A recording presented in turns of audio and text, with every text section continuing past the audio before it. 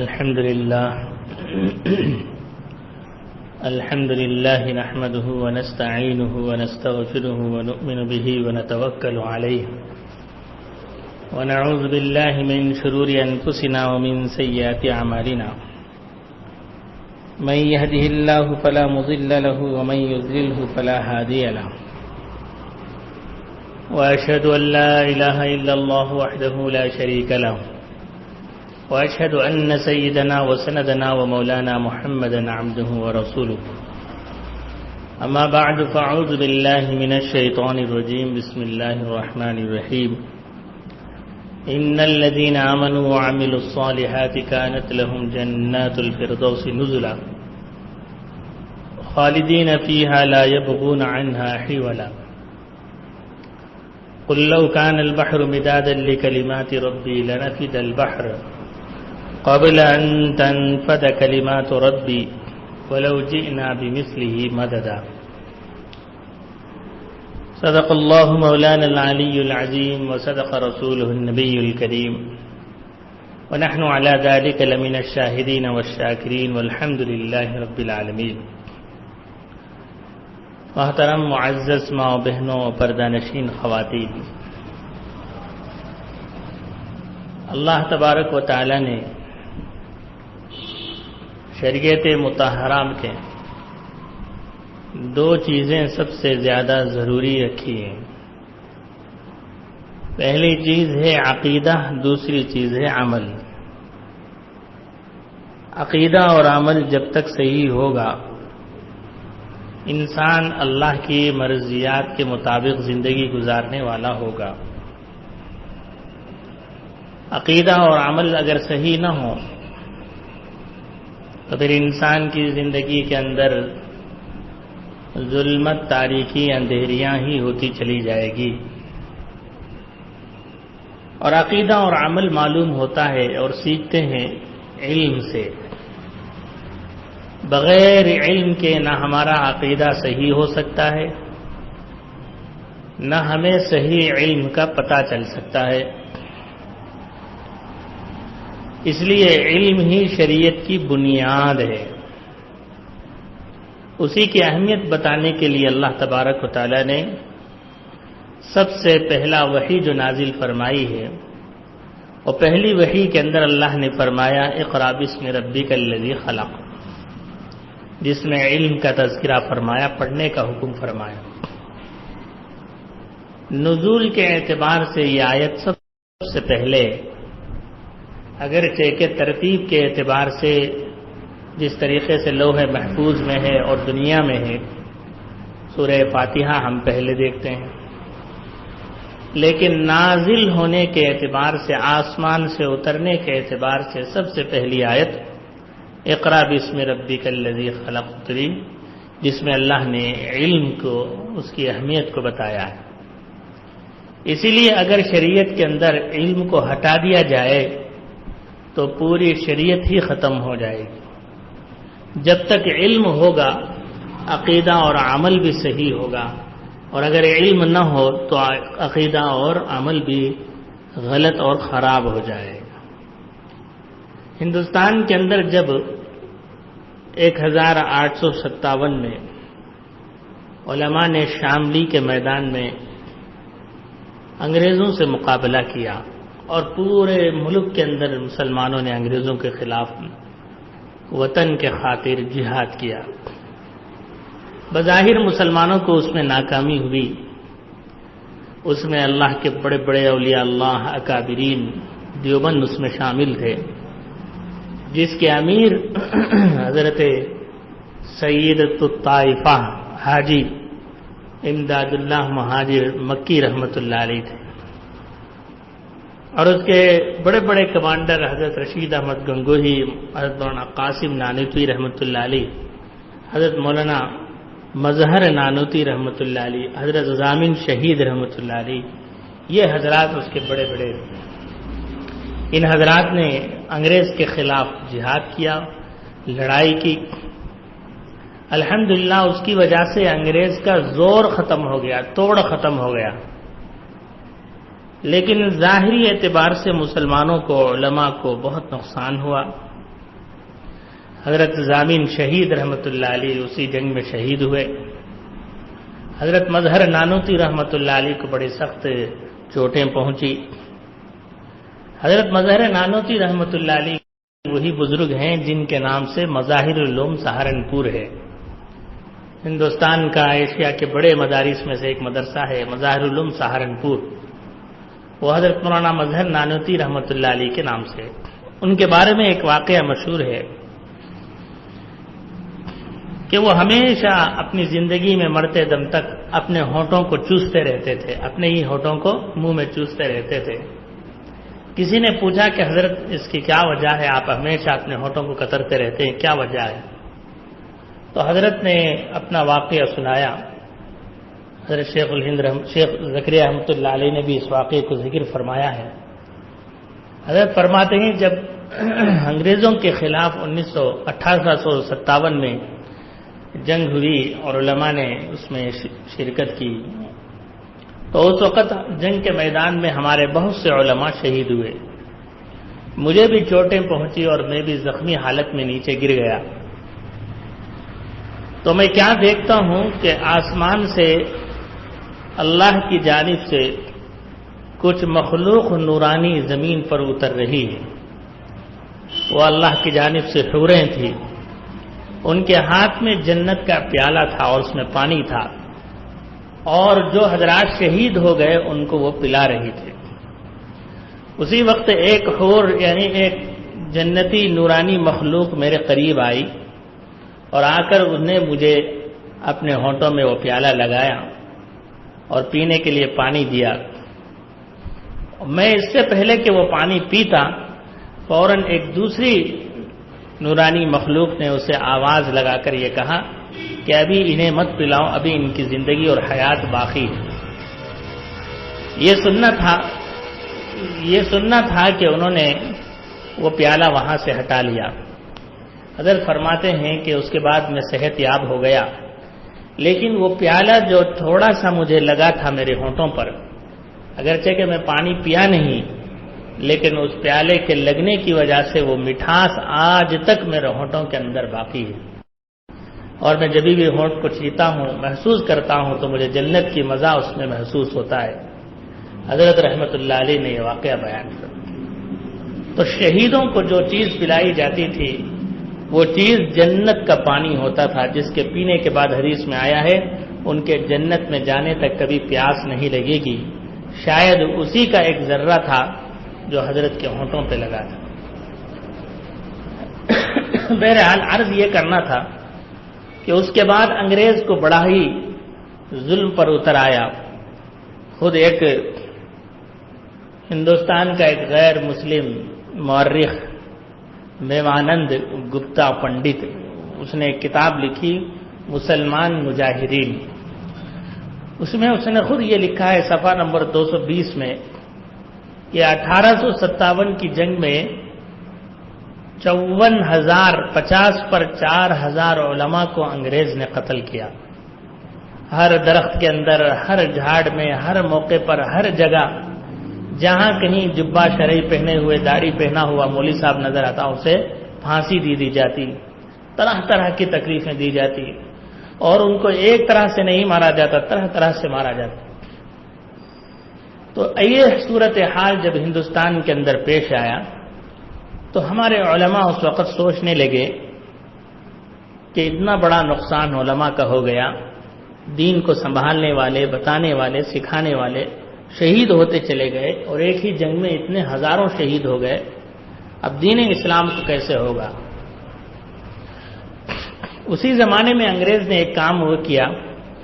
1857 کے بعد 1850 برسات کے بعد اس نے ملکہ وکٹوریہ کو خط بھیجا اور وہاں سے عیسائی مبلغین، عیسائی کی دعوت دینے والے جو حضرات ہوتے ہیں ان کو بلایا، جہاز بلایا، اور بلا کر کے پورے ہندوستان کے اندر ان کو پھرایا انگریز.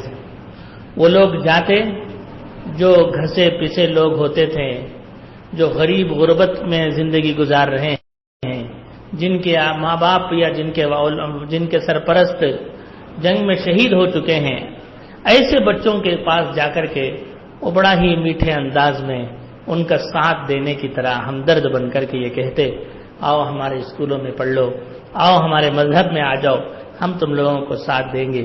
یہ طریقہ انہوں نے شروع کر لیا۔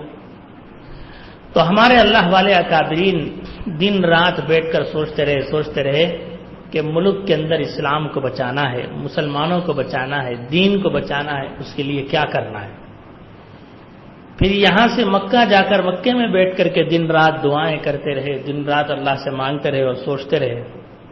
ٹھیک 10 سال کے بعد 1866 میں ہمارے اکابرین نے سوچا کہ جو مجاہدین شہید ہو گئے ہیں ان کے بچوں کو ڈھونڈ کر لائیں گے اور ان کے بچوں کو ہم پڑھائیں گے مفت میں، فری میں، اور انہیں دین کا داعی بنائیں گے، عالم بنائیں گے، اور بنا کر کے پھر ان کو ان مجاہدین بنا کر کے ان انگریزوں کے خلاف بھگانے کے لیے لڑنا سکھائیں گے، تاکہ ہمارے اس وطن کو ان انگریزوں کے ناپاک قدم سے پاک کرے۔ تو ہمارے اکابرین نے اسی نیت سے 1860 میں دارالعلوم دیوبند قائم فرمایا، اور اس کے پہلے شاگرد پڑھانے والے ملا محمود اور پڑھنے والے بھی محمود حسن، جنہیں آج ہم حضرت شیخ الہند رحمۃ اللہ علیہ، جو ہندوستان کے سب سے بڑے فریڈم فائٹر تھے، حضرت کے بارے میں حضرت نے وہاں پر تعلیم حاصل کی اور حضرت کے ذریعے سے لاکھوں حضرات دین علم حاصل کیے۔ آج اسی ایک کوشش کی وجہ سے آج اب پورے ہندوستان کے اندر دین باقی ہے۔ مدارس جگہ جگہ نظر آ رہے ہیں، مساجد جگہ جگہ نظر آ رہے ہیں، نسوان جگہ جگہ نظر آ رہے ہیں، خانقاہیں ہمیں جگہ جگہ نظر آ رہی ہیں۔ یہ ساری چیزیں اور محنتیں کیوں ہیں؟ یہ صرف اور صرف اسی وجہ سے کہ ان اکابرین نے علم دین کی حفاظت کا ذمہ لے لیا۔ ذرا سوچ کر دیکھے، اللہ نہ کرے، 100 بار اللہ نہ کرے، اس وقت وہ اکابرین مدرسے قائم نہ کرتے، دین کی حفاظت نہ کرتے، تو پھر دین پورے ملک سے ختم ہو جاتا۔ تو آج یہ اتنی مساجد جو ہمارے چھوٹے سے شہر میں ہیں، اتنے نسوان ہیں، اتنی دینداری ہے عورتوں کے اندر، مردوں کے اندر، جو کچھ ہمیں مل رہا ہے یہ سب ہمیں آج تک نہیں ملتا۔ ہمارا حال بھی وہی ہوتا جو آج اسپین کا ہے۔ ملک اسپین ایک زمانے میں وہاں بھی 800 سال بادشاہوں نے، مسلمان بادشاہوں نے حکومت کی۔ آج اگر آپ وہاں جا کر دیکھیں گے تو بس میں ایک ہی بات میں بات بتانا چاہتا ہوں، وہاں پر مرد اور عورت کا لباس ایک نظر آئے گا۔ برقع تو دور کی چیز ہے، برقع تو دور کی چیز ہے، پردہ حجاب تو دور کی چیز ہے، مسلمان کہلانے والے لوگ بھی وہی جینس پینٹ اور شرٹ پہن رہے ہیں، لڑکیاں بھی اور مرد حضرات بھی، دونوں کا لباس وہ انگریزی لباس بن کر رہ گیا ہے۔ دین نام کی چیز بھولی بسری کہانی ہو گئی ہے۔ یہ چیز کیوں ہوا؟ اس لیے کہ علم کی جب حفاظت نہیں ہوئی تو عقیدہ بھی ختم ہو گیا، عمل بھی ختم ہو گیا، دونوں چیزیں ختم ہو گئی، تو بس نام کے مسلمان ہیں، زندگی میں دین نام کی کوئی چیز نہیں رہ گئی۔ یہی حال ہمارے ہندوستان کا کرنے کا ارادہ ان انگریزوں کا تھا۔ اللہ نے بر وقت ان اکابر اولیاء اللہ کے دل میں یہ باتیں ڈالی۔ انہوں نے حکومتوں کے پیچھے پڑنے کے بجائے، ان کے خلاف چکروں میں پڑنے کے بجائے، درخت کے نیچے بیٹھ کر کے جہاں کہیں پر بیٹھ گئے، کھانا ملا نہیں ملا، بغیر قیام طعام کے مدرسے شروع کر لیے، وہاں شروع کر کے ان کو دین سکھانا شروع کیا، جس کی وجہ سے آج پورے ملک کے اندر ہزاروں مدرسے ہیں، الحمدللہ ہزاروں مساجدیں ہیں۔ یہ مسجدوں کے ذریعے سے اذان، یہ نمازیں اور یہ دینداری، یہ پردہ، یہ حجاب اور یہ ساری چیزیں اللہ اسی کے صدقے میں ہمیں سب عطا فرمایا ہے۔ معزز ماؤں بہنوں، یہ کہہ کر میں یہ کہنا چاہتا ہوں کہ جب تک علم باقی رہے گا دین باقی رہے گا، اور اگر علم ختم ہو گیا تو ہمارے گھروں سے عقیدہ بھی بدل جائے گا اور ساتھ ساتھ عمل بھی چلا جائے گا۔ میں آپ کو دور کی بات نہیں کہہ رہا ہوں، ادھر ادھر کی باتیں نہیں سنا رہا، ہمارے ہی شہر کے اندر ایسے کتنے گھرانے ہیں، ہم دیکھتے ہیں جا کر کے، ان کے گھر میں کوئی بھی دینی تعلیم پڑھا ہوا نہیں ہے، نہ دینی تعلیم جانتا ہے، تو ایسے نہ بیٹا ہے، نہ بیٹی ہے، نہ باپ ہے، نہ بھائی ہے، کوئی بھی جب دینی تعلیم ایک جنے بھی نہیں پڑھ کر ہیں تو ان کا گھر کے حالت میں ہمیں دنیا کی تمام رسم و رواج، ہندوؤں کی عید آئی تو وہاں بھی عید نظر آتی، عیسائیوں کی عید آئی تو وہاں بھی ان کی عید نظر آتی، جن جن کی عید نظر آتی سب کی عیدیں، سب کی چیزیں وہاں نظر آتی۔ لا حول ولا قوت الا باللہ۔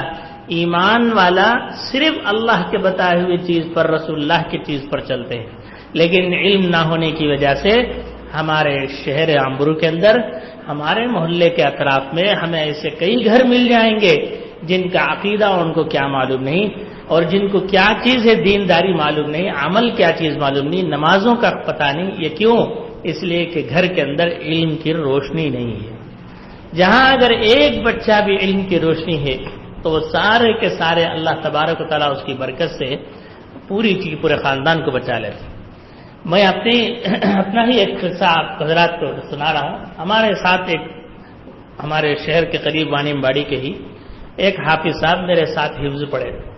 حفظ پڑھنے کے بعد وہ عالمیت کے پہلے سال میں داخلہ لیے عالم بننے کے واسطے، لیکن چند دن پڑھنے کے بعد ان کا کیا تقاضا تھا کہ شیطان بہکایا کیا معلوم نہیں، اور پڑھائی چھوڑ دی۔ پڑھائی چھوڑنے کے بعد چند دن کے بعد میں ان سے مل کر کے یہ کہا دیکھ بھائی، اب آپ پڑھائی تو چھوڑ دیے، پڑھنے تو آنے کا ارادہ نہیں ہے، لیکن ایک چیز کر لو، جو پڑھ کر اور سیکھ کر آئے ہیں گھر کے اندر اس پر عمل کرو۔ اچھا، ان کا گھرانہ ایسا تھا کہ پورے بھائی، پورے بہن، پورے والدین، کوئی بھی ان کے گھر کے اندر ایک ذرہ بھی علم کا جانا ہوا نہیں۔ صرف رمضان آیا تو عید منانا معلوم، بقرعید آئے تو بکرا کاٹنا معلوم، دو کے علاوہ ان کو کوئی چیز نہیں معلوم تھا۔ میں نے کہا حافظ صاحب سے، حافظ صاحب آپ اسی لباس میں رہیں گے، اسی جبہ ٹوپی شرعی داڑھی کے ساتھ رہیں گے، پھر دیکھو انشاءاللہ اس کے اثرات ان کے گھر میں کیا ہوتے ہیں۔ الحمدللہ 10 سال گزر گئے، آج ان کے بھائی کے بچے مکتب میں پڑھ رہے ہیں۔ ان کی برکت کی وجہ سے ان کے والدین حج کو جا کر کے آئے، میرے پاس آ کر ان کے والدین مل کر کے بولے حضرت ہمارے گھر میں اتنی جہالت تھی، ہمارے یہاں بکرا کاٹتے تو کون سی چیز حلال کھانے کی، کون سی چیز حرام نہیں کھانے کی وہ بھی معلوم نہیں تھا، ہمیں حرام چیز کھا لیتے تھے اور حرام چیز کھا کر سمجھتے تھے یہ سب جائز ہے سمجھتے تھے۔ آج ہمارے گھر میں ایک حافظ صاحب بننے کی وجہ سے یہ اللہ علم دیا کہ ہمارے گھر کے اندر حلال کی تمیز آ گئی، حرام اور حلال کی تمیز پیدا ہو گئی۔ ہمارے بچے کی وجہ سے مجھے یہ خواہش پیدا ہوئی کہ میں مکہ جاؤں اور میں حج کر کے آیا۔ یہ ساری قصہ انہوں خود ان کے والد صاحب مجھے سنائے۔ ایسے ہم نے ایک نہیں بے شمار گھرانے اپنے آنکھوں سے دیکھے۔ اس لیے معزز ماں بہنوں، ہمارے دلوں کے اندر بھی بہت سی چیزیں رسم و رواج جڑ پکڑ گئے، اور اتنا سخت جڑ پکڑ گئے ہیں، اتنا زیادہ ہمارے گھر کے اندر گھس گئے ہیں، اس کے بغیر ہماری زندگی نہیں سمجھتے ہیں۔ مثلا مثال کے طور پر شادی ہو جائے تو شادی کے موقع پر، شادی سے پہلے، شادی کے وقت، شادی کے بعد ایسے رسم و رواج ہیں ان کے بغیر اگر کوئی آدمی شادی کرو بولے تو آدمی سامنے والوں کو ناراض ہو جاتے، غصہ ہو جاتے، بولتے یہ سب کیا بھی نہیں، یہ سب کر سکتے، اتنا سب کرنے میں کیا ہے۔ اصل کیا چیز ہے، ہمیں اس کے بارے میں علم نہیں ہے۔ اگر ہمیں علم معلوم ہوتا تو ہمیں یہ معلوم ہوتا کہ کون سی چیز کرنے کی ہے اور کون سی چیز نہیں کرنے کی۔ بہت سی مرتبہ ہمیں علم نہ ہونے کی وجہ سے غلط کام کو صحیح سمجھ کر رہے ہوتے ہمیں معلوم نہیں ہوتا۔ اس لیے سب سے زیادہ ضرورت یہ ہے ہمارے گھروں میں شریعت کا علم آئے۔ شریعت کے علم یہ اللہ کا نور ہے، اللہ کا نور۔ جب یہ اللہ کا نور گھر میں آتا ہے تو پورے گھر کے اندر سے برے اعمال کو بھگا دیتا ہے اور اللہ تبارک و تعالیٰ کو راضی کرنے والی چیزیں لے آتا ہے۔ اس لیے سب سے زیادہ آج پہلی میری درخواست آج کے اس مجلس سے یہی ہے کہ ہمارے یہاں نسوان چلتا ہے، الحمدللہ اس نسوان کے اندر اس کو غنیمت سمجھے اور غنیمت سمجھ کر اس میں اپنا وقت دیں۔ ہماری بڑی زندگی گزر گئی بغیر پڑھے پڑھائے کے اور بغیر دین سیکھے کے، کسی کی 30 سال گزر گئے، کسی کے 40 سال گزر گئے، کسی کے 50 سال گزر گئے، کسی کے 60 سال گزر گئے۔ اب معلوم نہیں ہمارے کتنے دن باقی ہیں، معلوم نہیں کسی کے 5 سال باقی رہیں گے، کسی کے 10 سال، کسی کے 1 سال، اللہ معلوم۔ اللہ سب کی عمر میں اضافہ فرمائے، صحت عطا فرمائے۔ میں کہنا یہ چاہتا ہوں کہ ایک بڑی زندگی ہماری گزر گئی اور ہمیں علم سیکھے نہیں، دنیا سیکھے، یہ کپڑا پہننا، وہ کپڑا پہننا، وہ ایسا کھانا، ویسا پہننا، شادیاں میں ایسا جانا، زندگی ایسا گزارنا، رشتہ داروں کے سامنے ایسی عزت بڑھانا، یہ پورا کر کو دیکھ ڈلے ہمیں۔ اب ہمارے پاس بچے سے ذرے دن کے واسطے اللہ اللہ کر کے دین شریعت اگر سیکھ لیں گے، یہ چیز ہمیں دنیا میں بھی جو جتنے دن گزارے ہیں وہ عزت نہیں ملی، لیکن اللہ کا نام آئندہ لیں گے تو عزت دنیا میں بھی ملے گی، قبر میں بھی راحت ملے گی، حشر میں بھی اللہ تبارک و تعالیٰ ہمیں نیک لوگوں کے ساتھ کھڑا فرمائے گا۔ اس لیے میرے معزز ماں بہنوں، میری خاص گزارش یہ ہے، ہماری زندگی کے لیے ہم نے پہننے کے لیے وقت بہت لگایا، کھانا پکانے کے لیے بہت وقت لگایا، اللہ کے دین سیکھنے کے لیے وقت نہیں لگایا۔ یہ مدرسہ ہمارے لیے سب سے بڑی چیز ہے۔ میں 1 سال 2 سال پہلے تمل علاقوں میں بعض جگہ گیا، اور ہمارا ہر سال کہیں نہ کہیں علماء کی ایک جماعت جو ہے وہ دیکھنے کے لیے جاتی ہے، کہیں بہت سی اچھی چیزیں معلوم ہوتی ہے، بعض ایسے علاقے ہوتے ہیں ان کی کارگزاری معلوم ہوتی ہے، اس لیے جاتے ہیں۔ میں ایک تمل علاقوں میں گیا، وہاں پر ہمارے شاگرد جو ہے پڑھا رہے تھے نماز۔ وہاں کی میں 2 چیزیں بتاتا ہوں، 2 باتیں بتاتا ہوں۔ ایک بات میری بات تقریر سے متعلق ہے، اور ایک بات میری تقریر سے متعلق نہیں ہے، لیکن پھر بھی میں وہ بات آپ کو بتا دیتا ہوں، فائدہ انشاءاللہ ضرور ہوگا۔ پہلی بات وہ جو تقریر سے متعلق نہیں ہے وہ بتا دیتا ہوں۔ میں وہ حافظ صاحب سے جا کر ملا، وہ علاقہ تقریباً یہاں سے سیلم سے بھی بہت آگے کا علاقہ ہے وہ۔ میں نے ان سے ملا، دیکھا کہ آس پاس میں دور دور تک قریے ہیں، کہیں بھی بڑا شہر نہیں ہے، شہر جانا تو کم سے کم 40-50 کلومیٹر دور جانا ہے، رات میں 8-9 ہوئے تو اندھیرا ہو جاتا ہے، ایک دکان نہیں ہے، چھوٹا سا دکان، آج بھی وہی حالت ہے، دن میں تھوڑے سے دکان کھل جاتے، ہفتے میں 1 دن بازار لگ گیا تو ہفتہ بھر کے لیے ترکاری لینا، یہ ماحول آج بھی وہاں ہے، ہمیں جا کر دیکھ کر آئے۔ میں نے وہ حافظ صاحب سے پوچھا کہ حافظ صاحب آپ کی تنخواہ بھی بہت کم ہوگی، تھوڑی سی ہوگی، گھر میں سب کیسے گزارے ہیں، کتنے بچے ہیں آپ کو؟ تو انہوں حضرت مولوی صاحب بولے الحمدللہ حضرت، تمل والے ہوں، تمل میں بولے الحمدللہ حضرت، بول اللہ رکھیں، کتنی تنخواہ بھائی آپ کی؟ پوچھا تو انہوں نے بولے حضرت مشکل سے مجھے ادھر ادھر سے ملا کر 7-8 ہزار روپے مہینے میں دے ڈالتے حضرت۔ تو ہمارے ساتھ ایک عوام ذمہ دار بھی تھے، ہمارے ویلور شہر کے تھے، وہ سن ڈل کر ان کی تو طبیعت ہی کچھ عجیب سی ہو گئی، انہوں نے بولے کیا حضرت، کیسا حضرت زندگی گزرے گا ایسا بول کر۔ پھر اس کے بعد میں ان سے ایک بات پوچھا، کیا حضرت 6-7 ہزار روپے بولتے نا، کیا اس میں آپ کی زندگی آرام سے گزر جاتی کیا؟ تو جو بات انہوں بولے مجھے وہ بات سنانا ہے۔ انہوں بولے حضرت زندگی تو الحمدللہ گزر لگے حضرت، لیکن 6,000-7 ہزار لینے کے باوجود بھی میرے اوپر 1 پیسے کا قرضہ نہیں ہے حضرت۔ انہوں کیا بولے؟ 1 پیسے کا میرے اوپر قرضہ نہیں ہے حضرت بولے۔ یہ بات معمولی چیز نہیں ہے، آج بڑے بڑے سے بزنس مین، بڑے سے لکھ پتی کروڑ پتی، لیکن ان کا آدھا سا پیسہ قرض میں ڈوبا ہوا رہتا ہے، اور قرض اتنی بری بلا ہے کہ اللہ کے رسول اس آدمی کی جنازے کی نماز تک پڑھنے کے لیے تیار نہیں ہوتے، پڑھانے کے لیے، جس کے اوپر قرضہ ہوتا تھا۔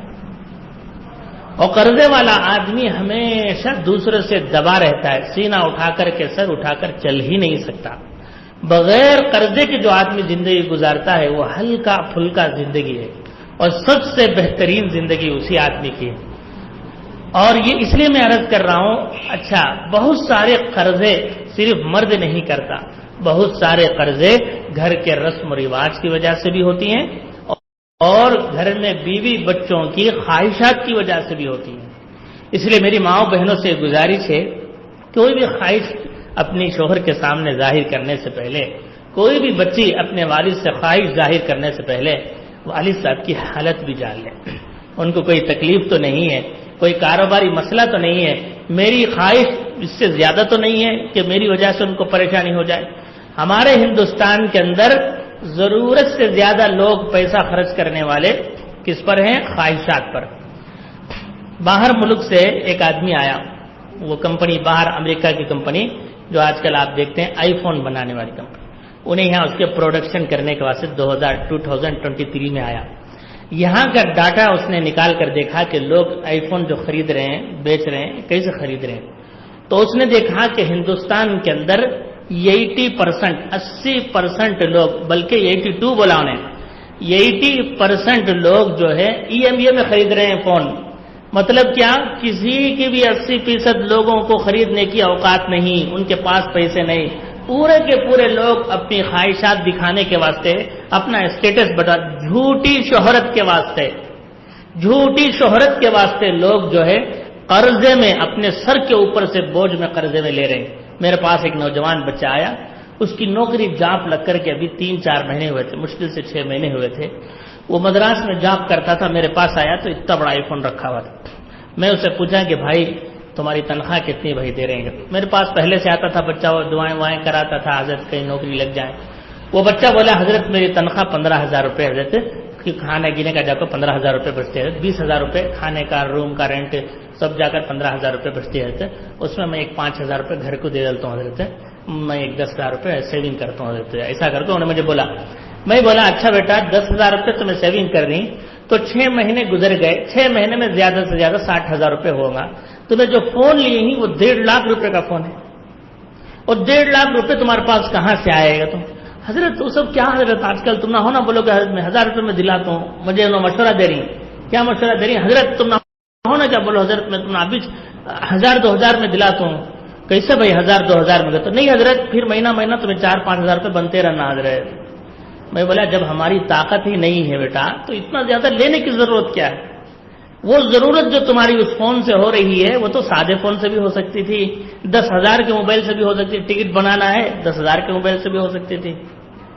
اتنی زیادہ طاقت ڈال کر اپنی طاقت سے باہر لینا, یہ اپنے آپ دیکھو. وہ میں بتانا چاہ رہا تھا کہ قرضہ لینا بھی ایک فیشن ہو گیا ہے, خواہش ہو گئی ہے, ضرورت نہیں. پہلے کوئی آدمی 1 پیسہ بھی قرضہ لیتا تھا تو انہیں فقر و فاقے میں مبتلا ہونے کے بعد لیتا تھا.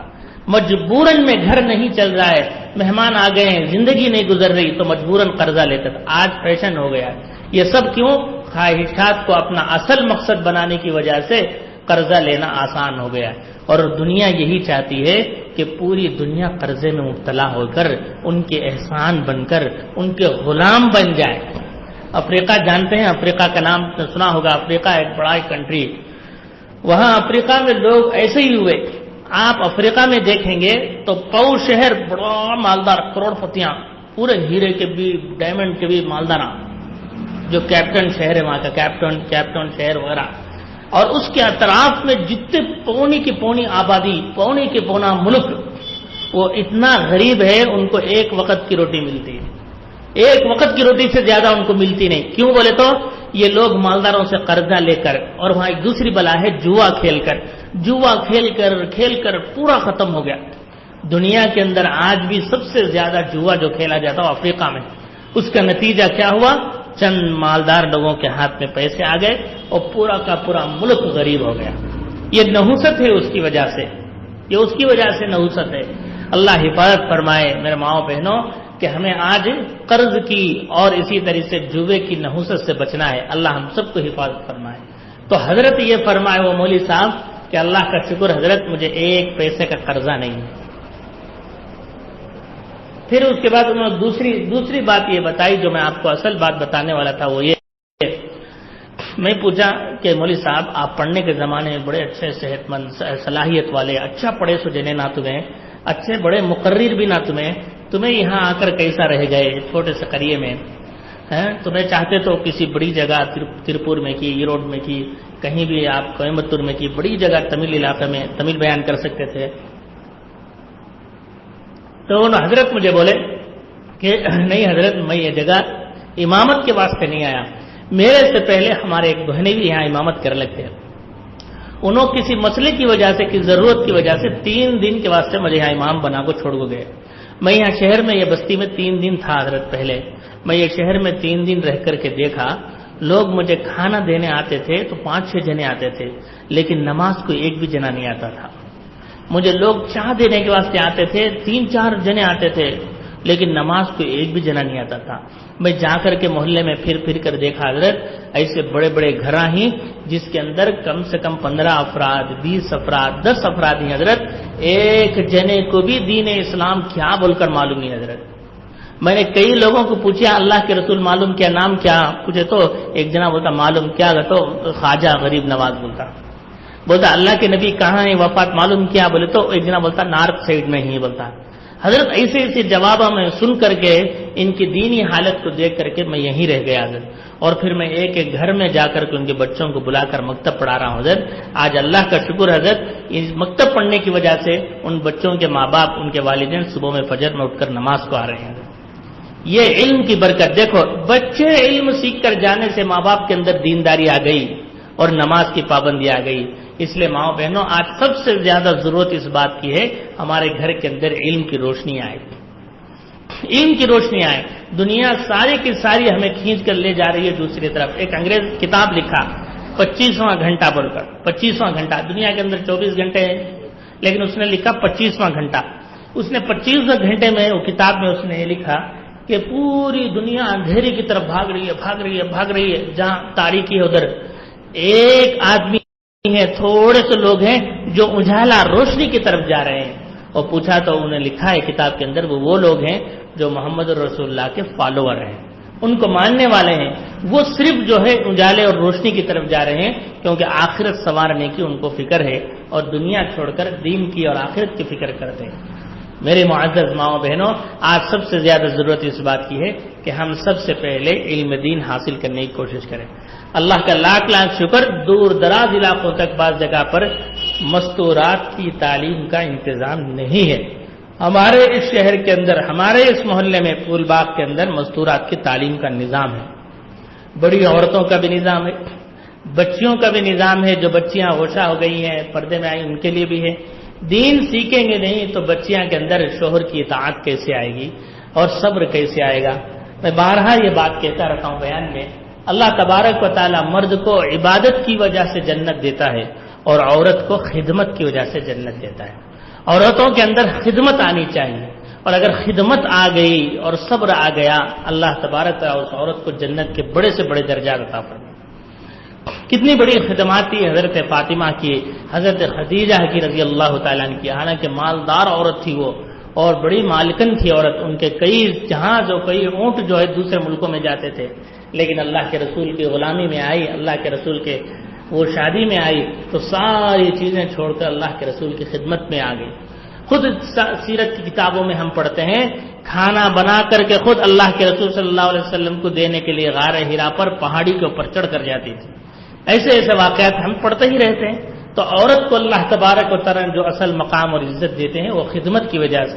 یہ ساری چیزیں کب معلوم ہوگی؟ جب ہمارے بچیوں کو ہم نے علم دین سکھائیں گے۔ آج بچیاں بڑی ہونے سے پہلے ماں باپ سوچتے ہیں کہ ان کی شادی کے لیے کچھ جمع کریں، ان کے لیے سونا جمع کریں، ان کے لیے زیورات بنائیں، ان کے لیے کوئی جہیز بنائیں، ان کے لیے پیسے جوڑیں، ساری چیزوں کی فکر کرتے ہیں، لیکن ان کو یہ نہیں سکھاتے کہ صبر کیسے کرنی چاہیے، خدمت کیسے کرنی چاہیے، شوہر کی اطاعت کیسے کرنی چاہیے، ان سکھانے میں پیچھے رہ جاتے ہیں، جس کا نتیجہ یہ ہے کہ آج بڑے بڑے مالدار گھرانوں کے رشتے ہم نے دیکھا ہے 15-20 دن کے بعد ٹوٹ جاتے ہیں، یا اگر نہیں ٹوٹے تو پھر وہ رشتہ محبت بھرا رشتہ نہیں ہوتا، سمجھوتا والا، کمپرمائز، جیسے دنیا کے بڑے بڑے ایکٹر دکھانے کے واسطے شادیاں کر لیتے نہیں، اسے کمپرمائز بولتے ہیں، اسے شادی نہیں بولتے۔ اس میں کیا کہتے ہو، تمہیں ہمارے معاملے میں انٹرفیئر نہیں کرنا، ہم تمہارے چیز میں انٹرفیئر کریں، تمہیں کس کے بھی دوستی کر لو، کہاں تو بھی جاؤ، کہاں تو بھی آؤ۔ ایسی چیزیں آج ان لوگوں کی زندگیوں میں، گھروں میں بھی آ گئے ہیں۔ کتنی لڑائیاں آج ہماری مسجد میں آتے ہیں، اس میں لڑکا یہی بولتا ہے میری چیز میں انہوں کہیں کو دخل دیتے، اور لڑکی یہ بولتی ہے حضرت میری چیز میں انہوں کہیں کو دخل دیتے، کہیں کو نہیں دخل دیں گے، دونوں جب ایک ہو گئے تو دونوں کی ایک چیز دوسرے کی چیز دیکھیں گے ہی ہے۔ حالانکہ لڑکا یہ کیا کہتا، میرے فون میں کتنے کی لڑکیوں کے فون آئیں گے، لڑکی کیا بولتی میرے بہت سارے کزن ہی میں ان سے بات کرتی سے ان کا فون آتا تو میرے اس میں کہیں پوچھتے انہوں۔ یہ لڑائی ہے، حالانکہ یہ چیز کیوں ہے؟ کیونکہ دونوں کے اندر پیار محبت نہیں ہے، سمجھوتا، صرف کمپرمائز ہے۔ وہ یہی چاہتے ہیں تمہاری زندگی تمہیں جیو، میں تم نہ پوچھوں گا نہیں، انہیں یہی چاہتی ہے کہ میں بھی پوچھوں گی نہیں، مجھے کوئی نہیں پوچھنا بھی نہیں۔ حالانکہ اسے شادی نہیں بولتے، شادی کہتے ہیں دونوں مل کر کے ایک ہو جانا، دونوں کی زندگی ایک زندگی بن جانا، دونوں کی مرضی راضی خوشی نہ خوشی ایک ہو جانا۔ اور وہ کب ہوگا؟ جب دونوں مل کر شریعت کی اتباع کریں گے، کیونکہ یہ بھی خواہش کو چھوڑنے والا نہیں اور وہ بھی اپنے خواہشات کو چھوڑنے والی نہیں، تو ہمیشہ جھگڑا ہی ہوگا۔ جھگڑا تب ختم ہوگا جب دونوں اپنی خواہشات کو چھوڑ کر شریعت کے مطابق چلیں گے، اور شریعت کے لیے چلنے کے لیے میرے ماں اور بہنوں علم چاہیے۔ علم کے بغیر کیسے ہمیں شریعت پر چلیں گے؟ ہم نہ ایک رولس ہی معلوم نہیں تو ہمیں کیسے معلوم کریں گے؟ ایک آدمی کو پتہ ہی نہیں کہ لال بتی دیکھے تو رکنی چاہیے، ہری بتی چلے تو جانی چاہیے، ہرے لائٹ میں جانی چاہیے، لال کی بتی چلے گا تو رکنی چاہیے، وہ آدمی تو جاتا ہی رہے گا، خود بھی نقصان اٹھائے گا، دوسروں کو بھی ٹکر مارے گا۔ ہمیں پہلے علم چاہیے، اسی لیے کہتے ہیں شریعت کا علم آ گیا تو ہمیں یہ بات معلوم ہوگی کہ زندگی گزارنے کے لیے کیا چیز ضروری ہے۔ اس لیے میرے معزز ماں بہنوں، آج سب سے زیادہ ضرورت یہ ہے کہ ہم جہالت سے نکلیں۔ آج ہمیں دنیا کے کپڑوں کے بارے میں معلوم، دنیا کے صابن پیسٹ کے بارے میں معلوم۔ ایک صابن لینے گئے تو ایک عورت 1000 نصیحتیں دوسری عورت کو کریں گی، بتائیں گے ہاں وہ صابن میں لے کر دیکھ دلی، اس میں کیا بھی نہیں ہوتا، وہ لیو نہ کو، یہ نہیں یہ لے لو، وہ کمپنی کا اچھا رہتا، یہ کمپنی کا اچھا رہتا، وہ جلدی سر جاتا، یہ نہیں جلتا۔ ساری چیزیں ہمیں معلوم ہے، لیکن ہمیں جس کام کے لیے اللہ نے دنیا میں بھیجا کیا وہ کام ہمیں معلوم ہے؟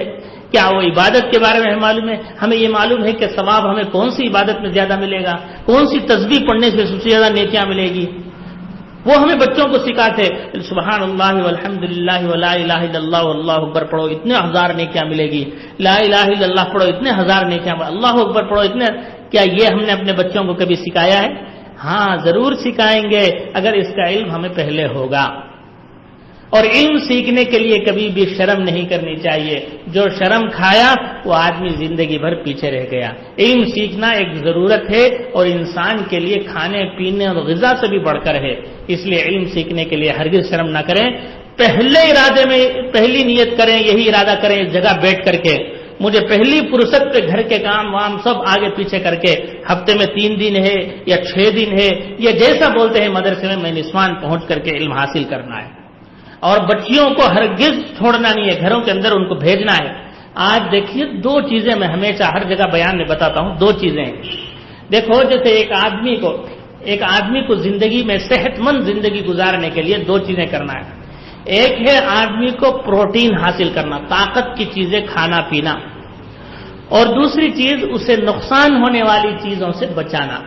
ڈاکٹر کے پاس گئے تو ڈاکٹر صاحب پہلے یہی بولتے ہیں بچے کو یہ کھلانا کو، باہر کی چیزیں کھلانا کو، یہ فلاں کھلانا کو، فلانا 4-5 چیزیں بتا کو، پھر بولتے بچے کو ایپل کھلاؤ، انار کھلاؤ، فروٹ کھلاؤ، یہ کھلاؤ، طاقت کی چیزیں کھلاؤ، تب بچہ اور بچی جو ہے صحت مند ہو جائیں گے۔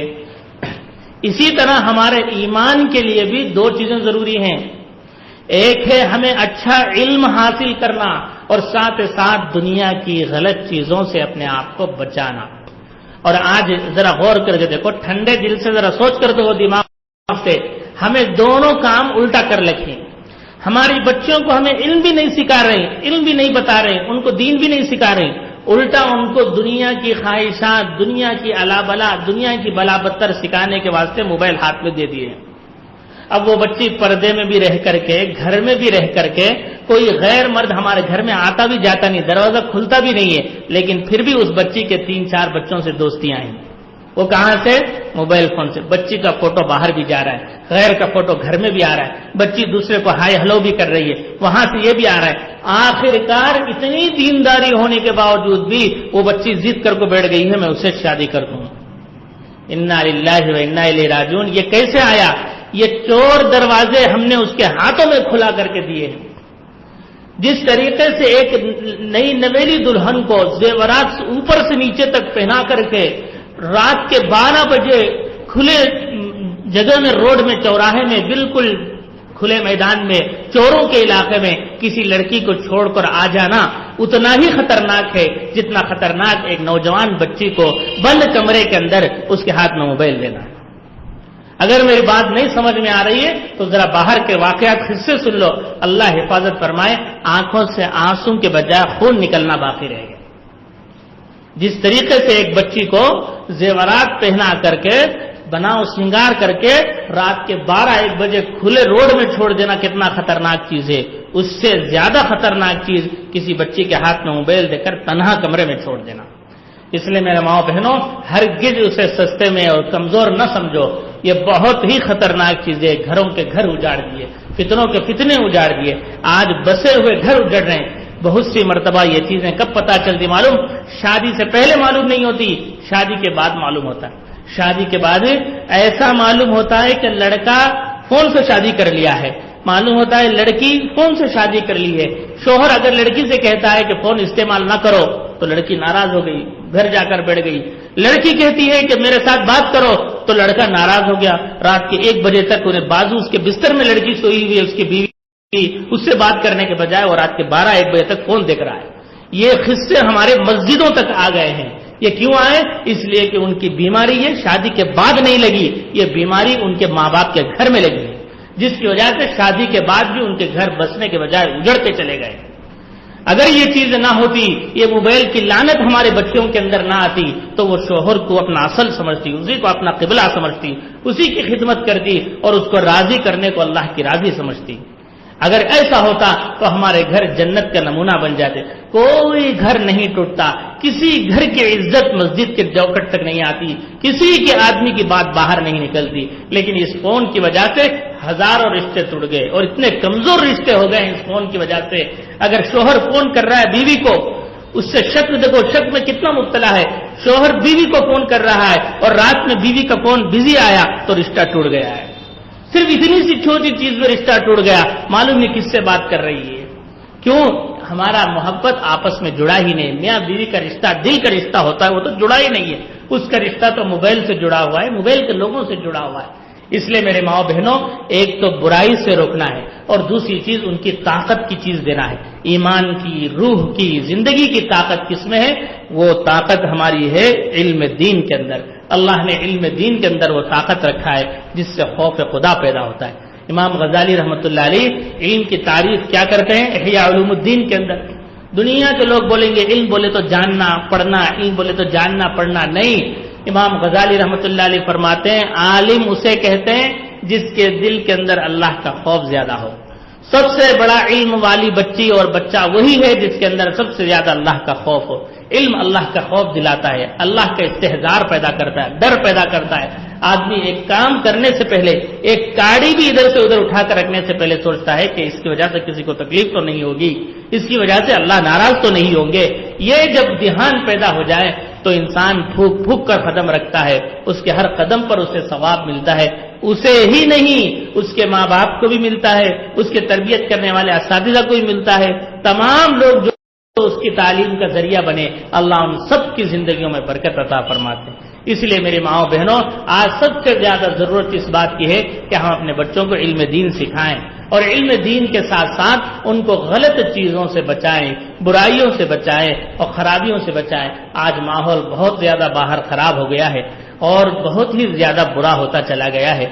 آج یہ ماحول ہو گیا ہے کہ ہماری مسلمان بچیوں کو برابر نظر رکھا جا رہا ہے. ایک زمانہ پہلے یہ تھا کہ کوئی لڑکی کسی سے دوستی ہو گئی, ایسا ہو گئے, خراب ہو گئے. یہ باتیں ہمیں زبان پر بولنے بھی ہمیں بڑا دکھ ہوتا ہے, لیکن حقیقت حال اگر نہیں بتائیں گے تو یہ گناہ ہر جگہ پھیل جائے گا. اس لیے بتانا پڑ رہا ہے کہ ہماری بچیاں پڑھنے کے لیے جاتی ہیں تو وہاں پر ان بچیوں کے ساتھ غیر مسلم بچیاں مل جاتی ہیں, غیر مسلم بچیوں کے ساتھ دوستی ہو جاتی ہے اور وہ غیر مسلم بچی کا ایک غیر مسلم چھوکرا دوست رہتا ہے. وہ چھوکرا اس غیر مسلم بچی کے پاس ملنے آئے سکاچ آ کر ہماری بچی سے دوستی کر لیتا ہے. یہ چیزیں ایک دو نہیں, ہمارے شہر کے اندر اور پڑوس کے شہر کے اندر بے شمار واقعات پیش آ رہے ہیں اور بے شمار جگہ ہمارے نوجوانوں نے ایسے لوگوں کو پکڑا بھی ہے کہ مسلمان لڑکی, غیر قوم لڑکی, اس کے ساتھ غیر قوم لڑکا اکیلا, اور تینوں جو ہے باہر بیٹھ کر چائے بھی پی رہے ہیں, جوس بھی پی رہے ہیں, گھوم رہے ہیں, پھر رہے ہیں. یہ واقعہ ایسے ہی ہوا کر کو سمجھو نہ کو, یہ واقعہ کرایا جا رہا ہے. بعض ایسے لوگ جو دیش کے بھی دشمن, دین کے بھی دشمن ہیں, ہمارے دشمن ہیں, وہ ایسے لوگوں کو پیسے دے کر تیار کرتے ہیں, جاؤ مسلمان بچیوں کو خراب کرو, ان کے گھروں میں گھسو, ان سے دوستی کرو بول کر.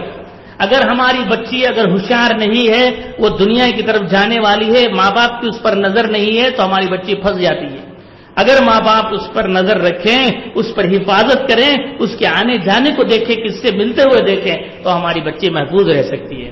حضور پاک علیہ الصلوۃ والسلام کے زمانے میں ایک عورت آتی تھی, انہیں ذرا مرد کے سکا بھی دکھتے تھی اور ذرا عورت بھی, ویسے رہتے نہیں, ویسے ٹیپ کی تھی انہیں. تو حضور پاک علیہ السلام اسے دیکھ کر کے منع فرما دیا کہ اسے کہہ دو کہ آئندہ یہاں نہیں آنا. عورت ازواج مطہرات کے پاس بھی نہیں آنا, وہ بھٹکنا بھی نہیں, اس سے منع فرما دیا, اس کو باہر بھیج دیا. اسی وجہ سے حضرت حکیم الامت مجدد ملت تھانوی رحمۃ اللہ علیہ لکھے ہیں کتاب کے اندر کہ ہماری مسلمان عورتوں کو کافر عورتوں سے بھی پردہ کرنی چاہیے. جتنی ضرورت ہے اتنا ہی بات کریں، اتنا ہی ان سے ملیں، ان کے سامنے مسلمان عورتوں کی طرح نہ بیٹھیں. اس کی وجہ کیا ہوگی؟ وہ کافر مسلمان سے دوستی ہوگی تو وہ قریب آئے گی تو اس کی خرابیاں اور برائیاں ہمارے گھر آئیں گی. اس لیے جہاں تک ہو سکے مسلمان عورت کو کافر عورت سے بھی بچنے کے حکم دیا گیا ہے. حالانکہ ہمارا حال تو اس سے بھی برا ہو گیا ہے. ہمارا حال کیا ہو گیا؟ مسلمان عورتیں اگر دکان کو چلے جائیں گی تو دکان والوں سے پردہ نہیں. آپ ان سے کیسا ہونا بات کر سکتے؟ مسلمان گھر میں اگر دودھ والا آ رہا ہے دودھ والے سے پردہ نہیں، تو میں کیسا بھی بات کرو. مسلمان عورتیں اگر کہیں راشن کی دکان چلے گئی راشن والوں سے پردہ نہیں. مجھے پورے محلے کے بھائی انہیں سب سے بات کرے گا، مجھے پورے محلے سے بات. یہ برائیاں ہم نے جہاں ضرورت پر پردے کو اٹھا کر ڈال دیتے ہیں یہاں سے خرابیاں پیدا ہوتی ہیں. میرے ماں بہنوں، شریعت مرتے دم تک ہے. حضرت فاطمہ رضی اللہ تعالیٰ عنہ کی ایک بات اپنے دل پہ لکھ لو، مرتے دم تک یاد رکھنا. حضرت فاطمہ رضی اللہ تعالیٰ عنہ نے فرمایا کہ اگر میری وفات ہو جائے، ایسے ہی نہیں فرماتے حضرت فاطمہ جنت کی عورتوں کی سردار ہے. کیا فرمایا کہ میری اگر وفات ہو جائے رات میں تو مجھے جنازہ دفن رات میں ہی کر دینا، دن کا انتظار نہیں کرنا، تاکہ میرے جنازے پر بھی کسی غیر مرد کی نظر نہ پڑے. جنازہ کفن لپٹنے کے بعد بھی وہ جسم محسوس ہوتا ہے کہ وہ موٹا ہے کہ ہلکا ہے کہ دبلا ہے کہ پتلا ہے کہ. حضرت فرماتی ہیں رضی اللہ تعالی عنہ، 100 جان قربان حضرت فاطمہ رضی اللہ تعالی عنہ پر. حضرت سیدۃ النساء اہل الجنہ ہیں. فرماتی ہیں کہ میں اگر انتقال کر جاؤں صبح تک بھی انتظار کرنا نہیں، کسی کو اطلاع بھی نہیں کرنا، اور بلکہ راتوں رات دفن کر دینا. رات میں انتقال ہوا. 3 محرم ہے، حضرت علی، حضرت حسن، حضرت حسین رضی اللہ عنہ. ایک جنازہ اٹھانے والے کم پڑ گئے تو اس وقت کون ملے؟ حضرت ابو ذر غفاری رضی اللہ تعالی، جن کو حضور نے فرمایا یہ زاہد ہذہ الامہ، یہ میری پوری امت کے سب سے بڑے پرہیزگار ہیں. وہ ملے آخری میں جنازہ اٹھانے کے لیے. 4 آدمی لے جا کر دفن کر رہے ہیں اور حضرت ابو ذر غفاری روتے ہوئے فرماتے ہیں یہ جنت کی عورتوں کی سردار کا جنازہ ہے، رات اٹھ رہا ہے، کسی کو پتا بھی نہیں چلا، اور کل کے دن دوسروں کو پتا چل رہا ہے کہ حضرت فاطمہ کا انتقال ہو گیا. اتنا زیادہ پردے کا خیال کی اللہ کے رسول صلی اللہ علیہ وسلم نے ان کو وہ درجہ دیا. حضور پاک علیہ الصلوۃ والسلام نے پوچھا کہ بتاؤ مجلس کے اندر سب سے بہترین عورت کون ہے؟ سارے لوگ آپس میں دیکھنے لگے کون ہے پوچھنے لگے، کون ہی بتائیں. حضرت علی رضی اللہ تعالیٰ عنہ ضرورت کے لیے اٹھ کر گھر گئے. گھر آ کر حضرت فاطمہ سے پوچھا اللہ کے رسول ایسا سوال پوچھ رہے ہیں، کیا مطلب ہے اس کا جواب کیا ہے؟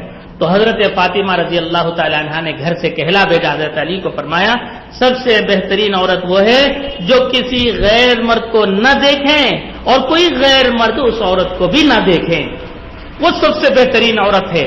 حضرت فاطمہ رضی اللہ تعالی عنہ کا جواب لے کر حضرت علی آئے اور آ کر کے مجلس میں حضور کو سنایا تو حضور خوشی سے کھل گئے اور کھل کے فرمایا کہ یہ جواب کس نے بتایا آپ کو؟ فرمایا حضرت علی نے بتایا کہ یہ حضرت فاطمہ نے بتایا ہے. تب حضور نے فرمایا فاطمہ تم بضعۃ منی، فاطمہ میرے جگر کا ٹکڑا اور میرے جسم کا ایک حصہ ہیں. یعنی جس طریقے سے اللہ نے حضور کو علم دیا تھا، جو تقوی و طہارت دی تھی، وہ پرہیزگاری پاک دامنی دی تھی، وہ پاک دامنی حضرت فاطمہ کے اندر سر سے پیر تک تھا. دیکھیے سب سے بڑی چیز اللہ کے رسول کیا فرما رہے ہیں، ہماری نظر کسی غیر مرد پر بھی نہ پڑے اور غیر مرد کی نظر بھی ہم پر نہ پڑے. اس کے لیے سب سے زیادہ ضروری یہ ہے کہ جس طریقے سے ہم بغیر کسی ضرورت کے باہر نہیں نکلتے، اسی طریقے سے بغیر کسی ضرورت کے ہم موبائل میں بھی کسی غیر مرد کی تصویر نہ دیکھیں.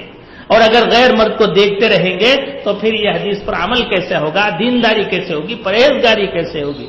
اس لیے میری معزز ماؤں بہنوں، آج سب سے زیادہ ضرورت اس بات کی ہے ہمارے گھروں کو علم سے روشن کریں. علم اگر آ گیا عمل بھی آئے گا، حجاب بھی آئے گا، پردہ بھی آئے گا، نماز بھی آئے گا، صدقہ خیرات بھی آئے گا، رشتہ داروں کا خیال بھی آئے گا، میاں بیوی میں محبت بھی آئے گی، صبر بھی آئے گا، تحمل بھی آئے گا، ساری چیزیں ہماری زندگی کے اندر آئے گی. اس لیے سب سے زیادہ ضرورت علم کی ہے.